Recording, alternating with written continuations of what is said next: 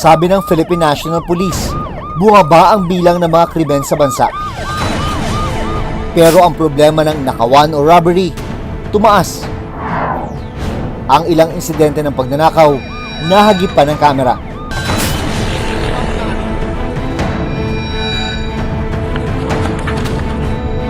Tinakot po ako ng isa na kunin daw po yung baril, kaya binatawan niya na lang.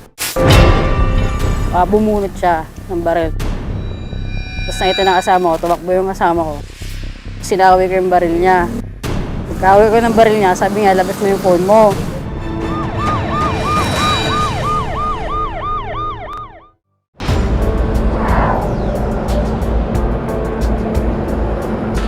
Mag-aalas 3 ng madaling araw noong September 10, 2023. Papauwi na sa kanilang bahay ang magkaibigang vlogger na sina Humphrey Dangculos at Johan Morales. Singer at songwriter si Humphrey, habang cameraman naman si Johan. Bakit ba kayo napunta doon sa tulay at bakit ganung oras? Shoot po siya ng music video for my song po. Yung theme po ng music video is wala masyadong tao, na cozy, gano'n po. Hindi inasahan ng magkaibigan na habang naghihintay sila sa may Vargas Bridge sa Pasig City, mabibiktima sila ng mga kawatan. Ang krimen, tiyempong nakuhanan gamit ang cellphone ni Johan. Habang nakatayo sina Humphrey sa may tulay, dalawang lalaki na sakay ng motorsiklo ang huminto sa kanilang harapan. Nag-stop po sila, nagtatanong po saan yung crossing.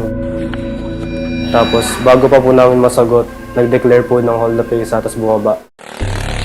Sa 8 segundong video nakuha ni Johan, nakunan ang pang-hold up ng dalawang lalaki. Nasaan po yung bag? Nauna ako po nung nakahawak. Tinakot po ako ng isa na kunin daw po yung baril, kaya binatawan niya na lang po. Isang bag na may lamang camera, cellphone at iba pang gamit ang tinangay ng mga suspect. 60 po, 60,000 po. Nang makauwi, sinubukan ni na Humphrey at Johan na i-track ang lokasyon ng mga suspect. Nang panoorin nila ang video na kuha ni Johan, dito na nila nalaman na nakuhanan pala nila ang mukha ng mga hold-upper. Dito na nila naisipang i-upload sa social media ang nasabing video.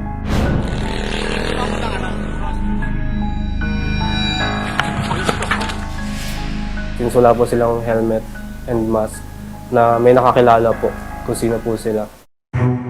Inireport na rin ni na Humphrey at Johan ang insidente ng pang-hold up sa Pasig City Police. Nagpunta po sa tanggapan natin yung dalawa natin na biktima. Nag-conduct po kami ng surveillance kasi na-identify na po natin itong dalawa based po dun sa video na nakuha ng isang biktima. At nalaman na rin po kung ano yung kanilang mga dating kaso at kung saan sila nakatira. September 19, naaresto nila sa isang checkpoint ang driver ng motorsiklo na isa sa dalawang hold-upper. Operation na nilatag ng ating kapulisan in relation po sa papalapit na eleksyon. Nag-iisa lang siya. Nag-iisa lang po siya sakay-sakay ng isang motorsiklo.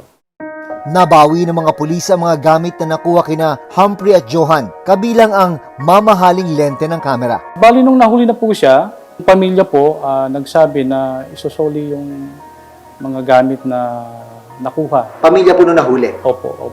Maliban na lang po doon sa isang cellphone ata na nakuha rin. Sa ngayon, nakakulong ang suspect sa Pasig City Police. Tumanggi siyang magpaunlak ng panayam.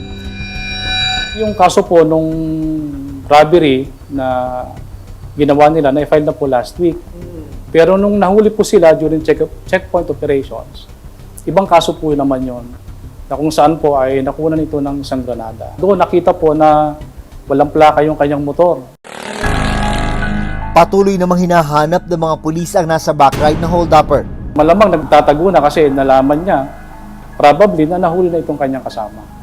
Pero patuloy pa rin po ang ating pag-conduct ng manhunt operation.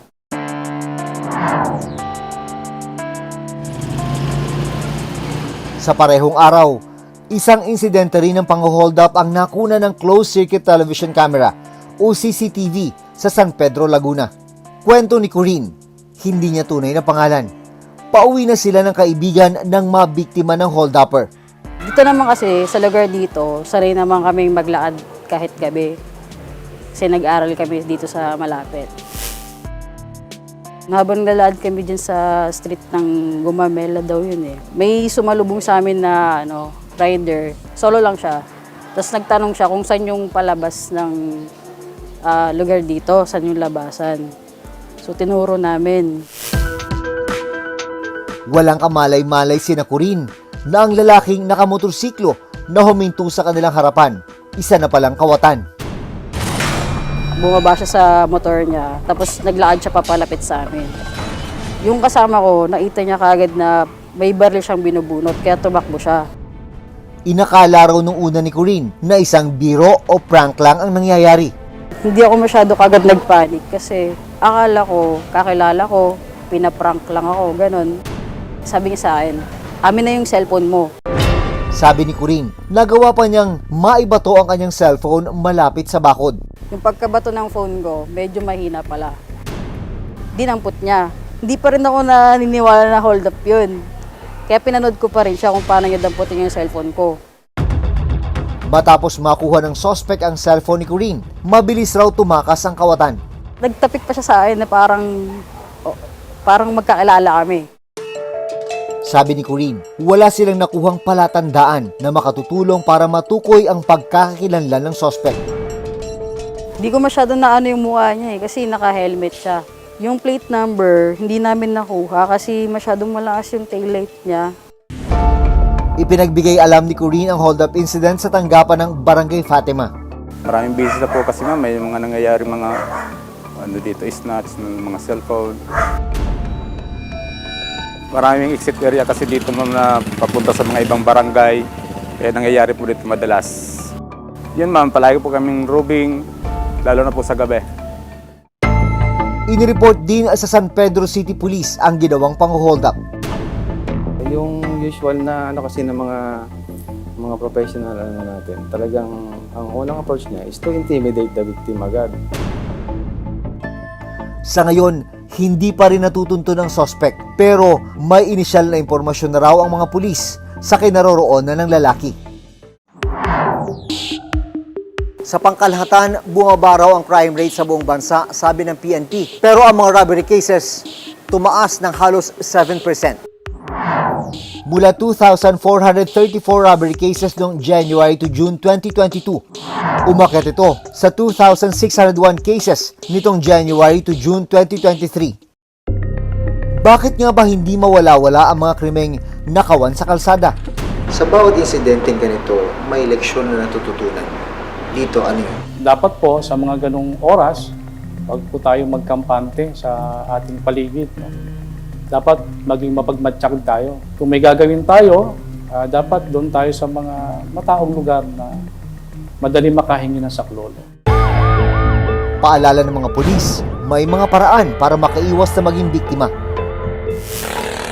Ito mga street crime was perpetrated during nighttime and early morning. We strongly advise po na hanggat maaari, kung maglalakad kayo, wag dun sa mga sobrang madilim na lugar.